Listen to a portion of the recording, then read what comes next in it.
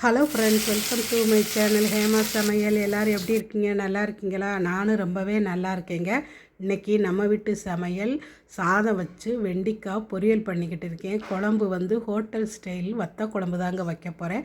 அதுக்கு கடாயை அடுப்பில் வச்சு நல்லெண்ணெய் ஊற்றி கடுகு, உளுந்தம்பருப்பு, வெந்தயம் போட்டு நல்லா பொரிய விட்டுக்கலாம். பொரியவும் பூண்டு, சின்ன வெங்காயம், கருவேப்பிலை போட்டு வதக்கிக்கிட்டு கடைசியாக கொஞ்சமாக சுண்டை வத்தல் சேர்த்துக்கிறேன். இது நல்லா பொரியவும் தக்காளியை மிக்சியில் ஒரு சுற்றி அதையும் இது கூட சேர்த்து வதக்கி விட்டுக்குருவோம். இந்த மாதிரி தக்காளி சேர்த்தா தான் குழம்பு நல்லா டேஸ்ட்டாக இருக்கும். அப்புறம் பார்த்திங்கன்னா எலுமிச்சம்பழ அளவு புளி எடுத்து ஊற வச்சுருந்தேன்னா அதையும் கரைச்சி இது கூட சேர்த்துக்கிறேன். இப்போ குழம்புக்கு தேவையான அளவு மஞ்சத்தூள், குழம்பு மசாலாத்தூள், உப்பு, பெருங்காயத்தூள் சேர்த்து கலந்து விட்டு மூடி போட்டு ஒரு 5 நிமிஷம் நல்லா கொதிக்க விட்டு எடுத்துக்கலாம். நீங்கள் ஹோட்டலில் வத்தா குழம்பு சாப்பிடுங்க பார்த்தீங்களா, அதே டேஸ்ட்டில் இருக்கும்.